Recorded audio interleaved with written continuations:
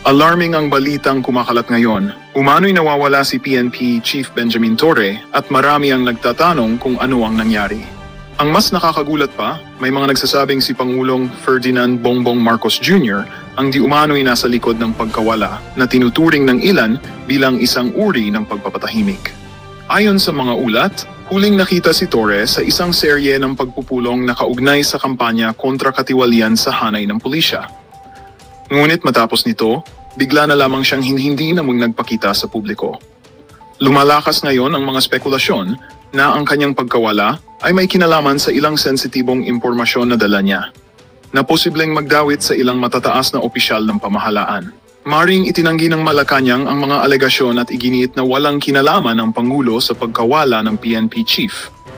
Gayunpaman, patuloy ang panawagan ng publiko na agad na ipaliwanag at imbestigahan ang pangyayari. Habang walang malinaw na sagot, nananatili ang kaba ng sambayanan. Nasaan si Torre at sino ang tunay na may pakana sa kanyang pagkawala?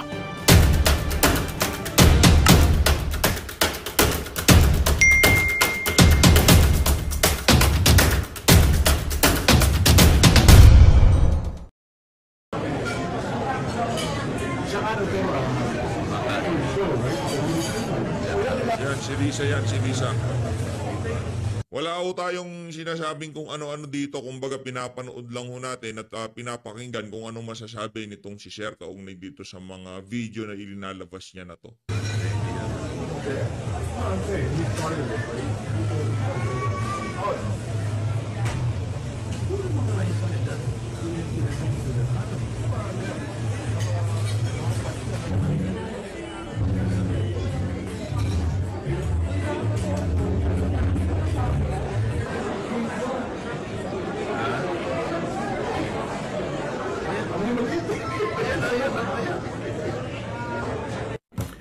So, as you saw sa video, may mga personalidad dito ng taga Cebu.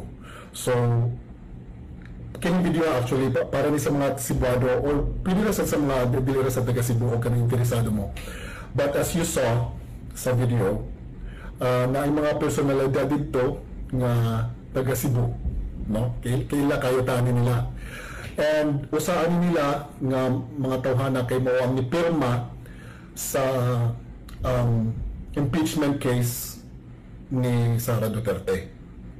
And wala mo ni hibong kani siya umagad mo siya no sa atong gobernadora diha karon sa Cebu. Wa mo ni hibong ngano ni pirma sila nga maka Duterte mo kana sila sa una. Diba? Kusgan mo katulang support ni Duterte sa una karon for some reason nawala. Bukal na kayo nga itong kanang gobernadora di aron sa Cebu nga musuporta gid kuno sila ni BBM, and you wonder why. Now karon going back to the video, kana sa mga tawhana nga nakita nyo karon kay part na sila sa entourage o mga bright mo, please catch up. Kana sila wa mo nahibong na nagsugod naman o daw pangumpanya pero wala man ang mga tawhana ron sa pangumpanya. Kumbaga, kaya mas mainam ho sana mayroong, kung hindi talaga kayang magtagalog, maglagyan na lang ng subtitle para yung makakapanood, hindi lang ho yung mga nakakaintindi ng Bisaya yung makakaintindi sa mga, para mas maintindihan ng mga kababayan natin. Tayo talagang pinipilit ho nating intindihin, kaso hindi pa ho ganun tayo kagaling diyan sa salitang Bisaya, no? Pero nag-aaral ho tayo para mas maintindihan ho natin yung mga kababayan natin pagka nagsasalita. Especially yung susunod na tatlong magiging Pangulo ng Pilipinas, manggagaling ho dyan mula kay Vice President Sara, kay Kong Pulong, kay Mayor Baste, at dito kay Kitty Duterte. Kaya medyo mag-practice na ho tayo mag-Bisaya kasi matagal-tagal ho tayong paglilingkuran ng mga nabanggit nating pangalan na yan. Ilang taon ho yan, di ba? Tag-aanim na taon ho yan. Sa tingin natin, bago matapos ang termino nitong tatlong nabanggit natin na to, yung Pilipinas ala Davao na. Basta wag lang ho tayong magkaroon ng ika nga singit na bangag. Pagka nagkaroon ng singit na bangag, ganun, naku, yari ho tayo dyan. Pagka nagkaroon ho tayo ng kagaya nitong si Marcos Jr., kahit ano pang ganda ng nagawa ng kasalukuyang presidente, pagka nagkaroon ho tayo ng Marcos Jr., wala ho, mababasura lahat. Umabantay. Missing in action sila. That makes you think. Karon. Kinis lang nga tawhana na family reunion, wala nang apil, wata kibaw. I really don't know sad o kanang nauli. Honestly I really don't know nauli na ba sila. Kasi ang ilong gingon mo ni Castro kay nauli na ko na itong pagpisa Jays. One thing I can guarantee you, wala ni sila gipapauli atong pisa Jays. Kaya again, Lunes na diha din Domingo diri sa mga. So posible kayo mapapulion sila ana kay the day after or the day prior na namatay na the day after papulion sila, imposible na mahitabo. So karon, di ba nangutana mo kaysa kay parts entourage? O bright mo, dali ra mo makakatch up. Wa mo ni boom na sila nagapil-apil sa kanang mga pangumpanya karon. Na family reunion, wala sila. They're missing in action. Why? Di ba? Wa mo ni boom? So, that's one pasabog na ko for today. Naku. Okay? Sa tingin ko meron pa akong susunod na pasabog itong si Sir. Abangan na lang ho natin mga kababayan. Anyway, sa mga nakakaintindi o dun sa mga sinabi ni Sir, ilatag nyo na lang ho sa baba yung pinaka, kumbaga, buod ng kanyang mga sinabi at pag-usapan ho natin yan sa comment section.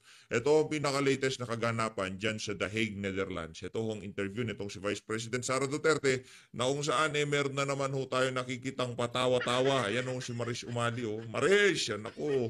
Sikat na sikat ka sa mga pinagagawa mo dyan sa The Hague, Netherlands. Pati itong si sumama na rin ho dyan si nandyan na rin ho si, pangalan nito? Etong si,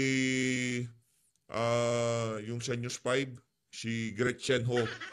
Nandyan na rin ho siya. Kumbaga talaga nagsama-sama ho yung mga walang hiyang reporter. Kumbaga lahat ng pinadala dyan sa The Hague, yung tipong mga hindi pa nagsasalita, alam na anti-Duterte. Ito mga kababayan, pakinggan natin to. Posible ba yung mangyari din kay dating Pangulong Rodrigo Duterte? Yung sinapit ni dating Senador Ninoy Aquino? Lahat yan, posible. Pag pinag-uusapan mo, posible. Dahil ang isang gobyerno, sino man ang may hawak na kapangyarihan, ay may kakayahan na i-eliminate ang kanyang mga kalaban. At nakita naman natin, sinimulan na lang nila yan sa congressional hearing, iniya si Inday Sara, siniraan, inilarawan na hindi karapat dapat maging vice presidente at ginagamit ang confidential funds sa maling paglalagyan. Pagkatapos ay ito naman si Pangulong Duterte, inaresto ng illegal, dinitinig illegal, inidnap, at ngayon na nakakulong. So kung titingnan mo, talaga may kakayahan ng gobyerno na patayin ang Pangulong Duterte pag-uwi niya sa Pilipinas. Gaya nung nangyari doon sa sinasabi nilang naging senador. Kaya hindi imposible, lahat yan ay hindi posible kaya yan. Pag mayroong goal to eliminate physically, legally, lahat ng klaseng pamamaraan gagawin nila para mawala ang stumbling block sa kanilang layunin na manatili sa kapangyarihan. Opo. Samantala, Attorney, ang Vice Presidente may pahayag din. Pakinggan din natin ito. Kaugnay ito sa 2028 presidential elections.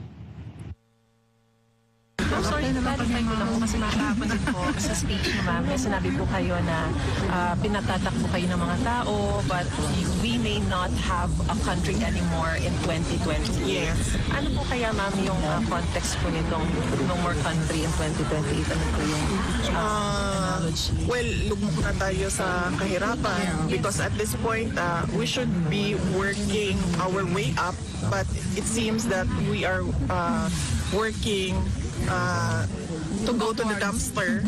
No? As I said noon, we are on this road to perdition. Sinabi ko na yan noon. Sa totoo lang,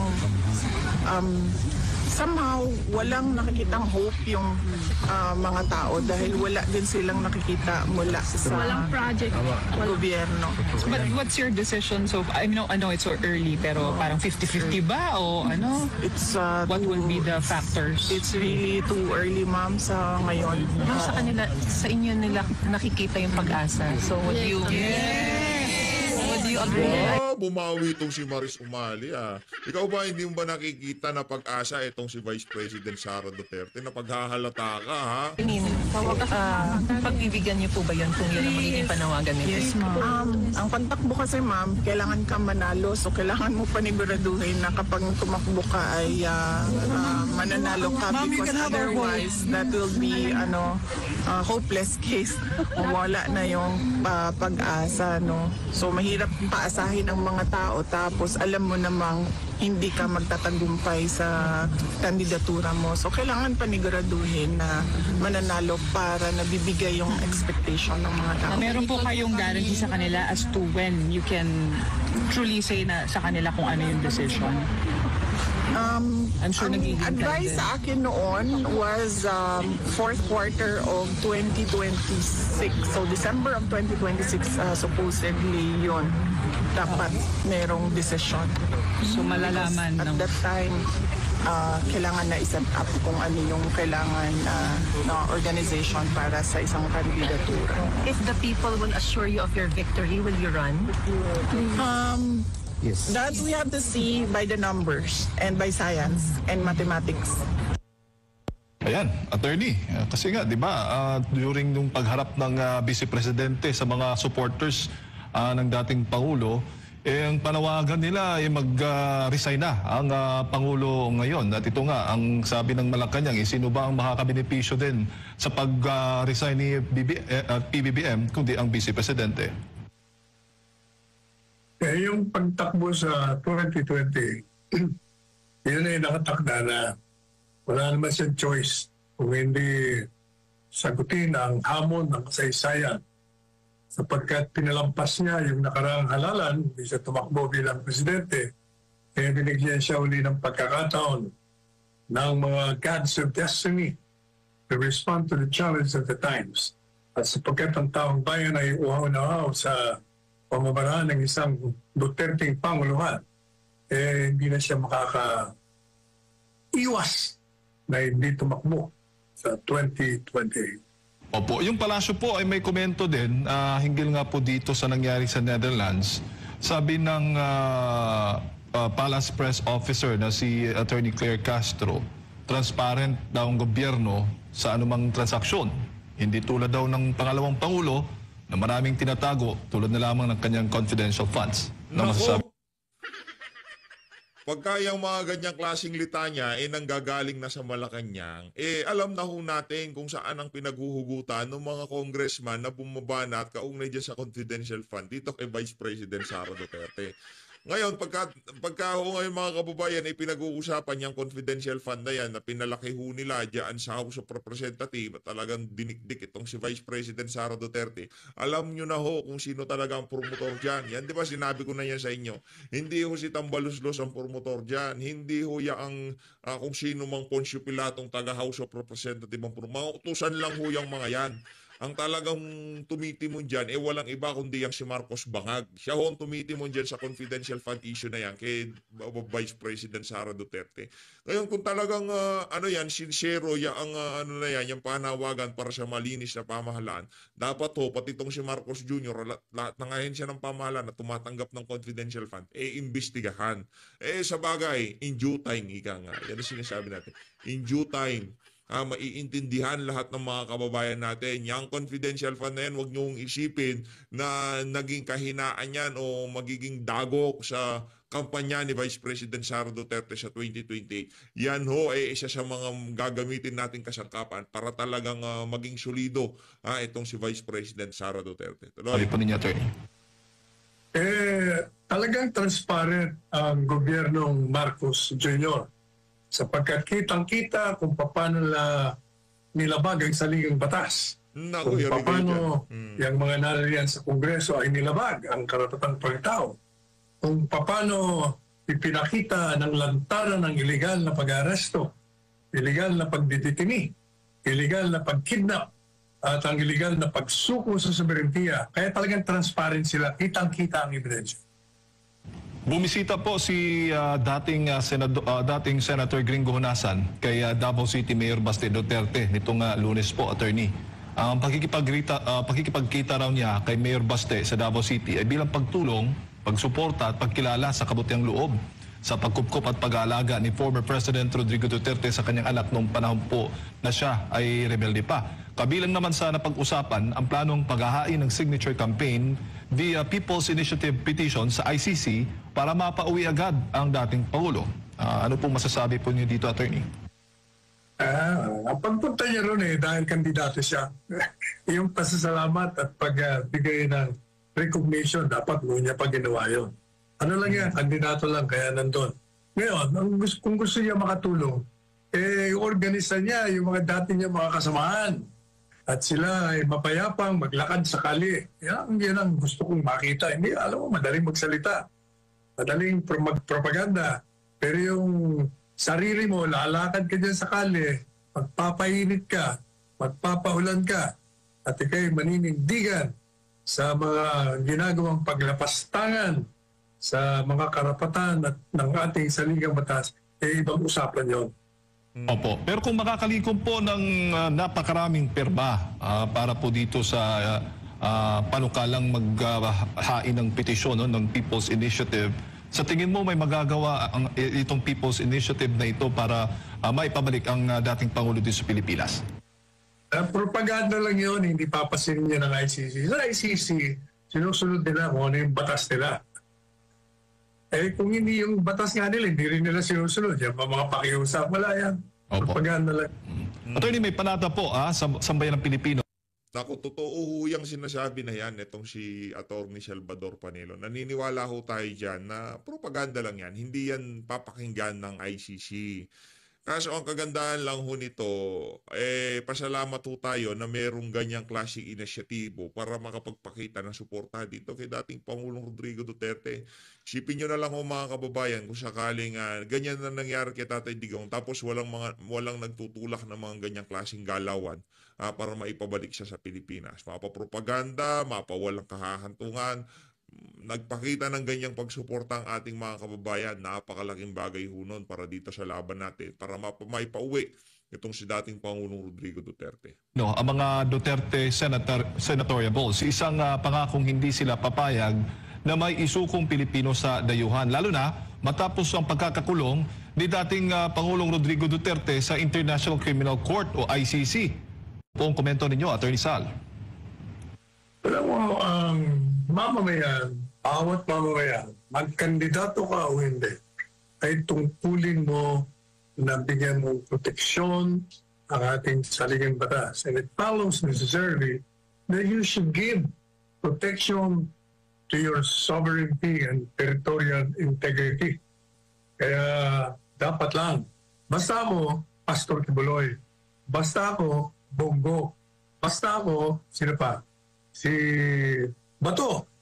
At sabi, hindi ba, palagi ko sinasabi, puntahan nyo, bahay ni Willie at ni Apollo. Umakyat kayo sa bundok, pagawa kayo ng hagdan na binubuo ng bato at pumunta kayo sa bundok at tingnan ninyo ang kalikasan at kayo'y matuwa sa sarili nyo sapagkat nailigtas ninyo. Naging Salvador kayo sa inyong mga ginagawa. Basta yan ang akin. Opo. Attorney, hindi po bababa sa 30,000 katao ang inaasang dadalo po sa isang malaking birthday tribute para kay dating Pangulong Rodrigo Duterte sa Digos City. Masasalamat ito ng mga taga-Digos sa mga nagawa ng dating Pangulo, lalo na sa kampanya nito laban sa illegal na droga at kriminalidad. Panoorin natin ang balitang hatid ni Jason Rubrico. Hindi lamang sa Pilipinas kundi sa iba't ibang panig ng mundo ang naghahanda ngayon magkakaroon ng mga pagtitipon para sa kaarawan ng dating Pangulong Rodrigo Duterte. Oo, kaya yung sa Liwasan Bonifacio, punta ko kayo doon sa 28, Biyernes. Yung mga motor riders pupunta rin doon galing sa iba't ibang bansa. Pagtiwag natin, tayo manindigan at sa mapayapang paraan i-demand natin ang pagbabalik ni Presidente Duterte. Tama ka, hindi lang dyan. Lahat nga all over the world nga Yes. Ang March 8. Ito na yan, ako ililipad sa March 28. Ormoc. Pagkatanya din tayo ng isang malaking pagdiriwag doon at isang peace rally, kaya nandun tayo sa Biyernes. Doon, ang daming alam ko. Pati nga sa Pangasinan, Nueva Ecija, naimbitahan din tayo, pero nauna yung Ormoc. Nueva Ecija. Pero ang sabi ko sa kanila, kasi sabi nila, gusto raw nilang ako imbitahan kasi hindi ako politiko. Ayaw daw nila ng mga kandidato. Sabi ko, sa totoo lang, huwag na kayo mag-imbita sa amin. Kahit na kilala ka, ang imbitahan yung magsalita dyan sa mga pagtitipo ninyo ay mga ordinaryong tao. Correct. Sapagkat kung politiko, siyempre, gagamitin lang yan para sa boto. Ang mahalaga yung mga ordinaryong tao magbigay ng kanilang mga hinaing at pasasalamat, mga pagdaing naman sa mga paglapastangan sa mga kanilang karapatan. Mas mabuti yan ng gagaling mismo sa taong bayan. Yan ang gawin po ninyo. Huwag na kayo mag-imbita na kung sino-sino.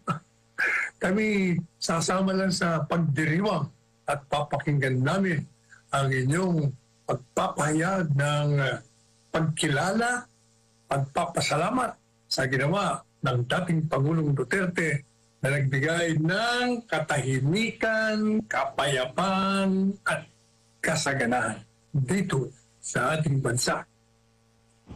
Ayan, attorney. At abangan natin, antabayan natin yan dahil buong mundo nga ang magse-celebrate yung mga kababayan nating OFWs. Na-monitor ko nga, attorney, may pahayag din pala yung ating Malacanang, si Jose Claire Castro, kaugnay nga po doon no, sa mga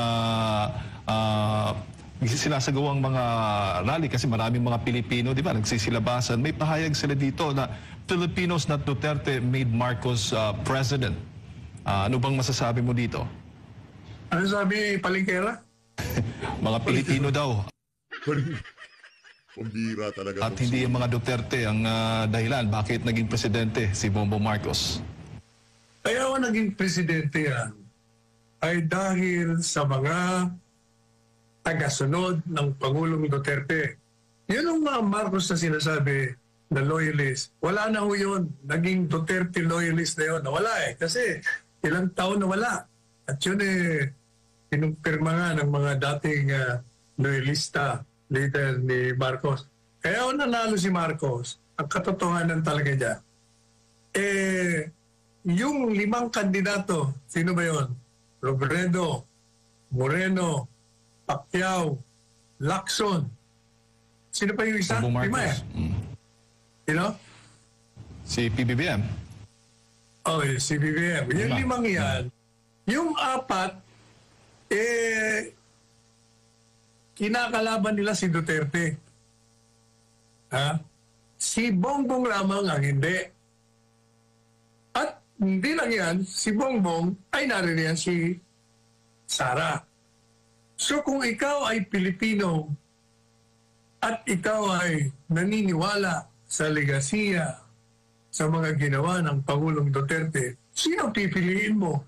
Alangan naman si Lacson, alangan naman si Moreno, alangan naman si Pacquiao, alangan naman si Robredo na hindi nila kinikilala ang kagalingan nitong Presidente Duterte. Si Bongbong lang ang kumilala, sabi niya, hindi ba? Unity and continuity nga Sabi niya, itutuloy ko ang mga ginawa ng Duterte. Sino pipiliin mo? Tapos nandiyan pa yung anak. Di lalo na. Kaya nanalo yan. Pero kung yan ay wala si Inday Sara dyan, at itong 4 hindi kinalaban si Duterte at kinilala, maganda sana ang laban nila. Pipili ang tao kung sino ang magaling sa kanilang 5. Pero hindi nangyari. Yun na nga mga kababayan, ginamit nitong si Marcos Jr. Itong mga Duterte.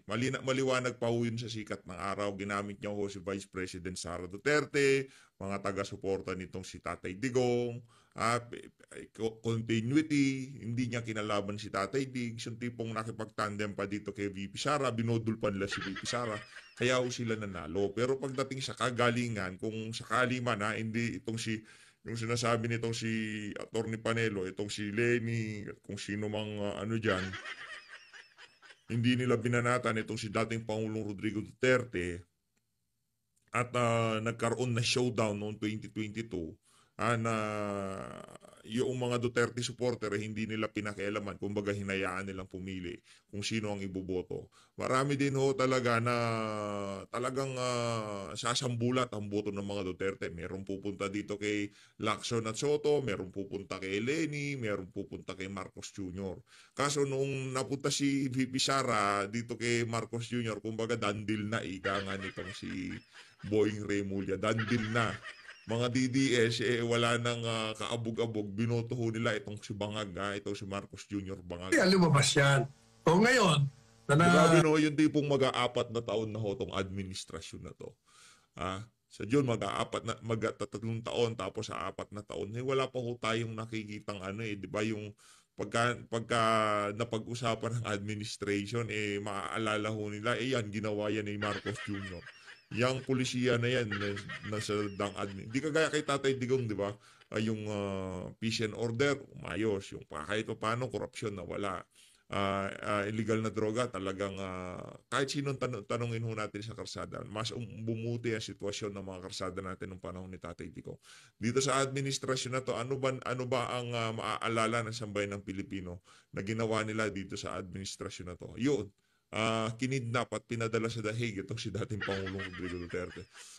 Walang humpay ang confidential fund laban naman dito kay Vice President Sara Duterte. I mean, dating Pangulong Rodrigo Duterte, kay Tatay Digong, ICC, kay VP Sara, confidential fund. Yun ho talagang ginawa nitong administrasyon nitong si Marcos Jr. Maliban doon, palpak na mga programa, flood control, puro ayuda, wala ho silang nagawa na kung saan may pagmamalaki ng kanilang mga taga-suporta na yung bagay na yan nagawa nitong si Marcos Jr. nung pakapanahonan niya. Maliban dyan sa pagkidnap at pagpapadala kay Tatay Digong dyan sa Dahiga, hindi ho accomplishment yan. Yan ho isang malaking katraydoran at hindi ho pinagmamalaki, hindi ho ikinaka-proud ng mga OFW sa iba't ibang dako ng daigdig yung ginawa na yan itong si Marcos Jr. Kaya para sa mga Ensaymada vloggers, ano lang kayo, kalma lang kayo dahil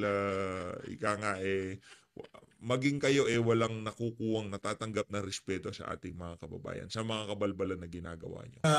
Nasira na yung pagkakaisa. Kaya nakikita mo ngayon, lumalabas na, tingnan mo ngayon ang survey, kung bumoto yung 32 million, wala na yon. Bagsak na yon, yung bilang ng boto. Kaya pupunta lahat ulit sa mga Duterte yan. Alam nila yon. Kaya nga kailangan i-disqualify, siraan, mawala sa political landscape itong si Inday Sara at si Duterte sapagat hindi talaga sila mananalo kahit anong gawin nila. Kaya that's the only way to eliminate them. Yung ginagawa nila ngayon, kasama yon sa pamamaraan ng pagsira upang mapanatili sila sa kanilang karangyaan sa politika at ituloy nila ang pag-aabuso dito sa ating bansa. Opo, Attorney, di ba ngayon nakikita po? Merong katanungan Palas, who will benefit if Marcos step down? Sige nga, sino magbebenepisyo? Mga Duterte, hindi mga Duterte. Anak ng tokwa. Sambayan ng Pilipino ang magbebenepisyo. Tandaan nyo mga kababayan, palapit na naman ho ang panahon ng La Nina. Pagka nag-ulan-ulan na naman, makikita nyo ho, lalong magiging malinaw sa ating mga kababayan na wala talagang ginagawa ang administrasyon na to para sa ikabubuti ng pamumuhay ng bawat isang Pilipino. Abang-abang lang ho kayo mga kababayan. Ito sinasabi ko sa inyo. Akala nyo ho ba na iayos na yung mga flood control na palpak noong nagdaang taon? Ngayong mga panahon na to, gagana na yung mga yon? Hindi pa ho mga kababayan. Wala ho silang ginagawa. Yung mga congressman, DPWH, puro pamumulitika, DSWD, puro pamumulitika sa ngalan nitong si Marcos Jr. Yun ang pinag-aakabalaan nila, lalo na ngayong 2025.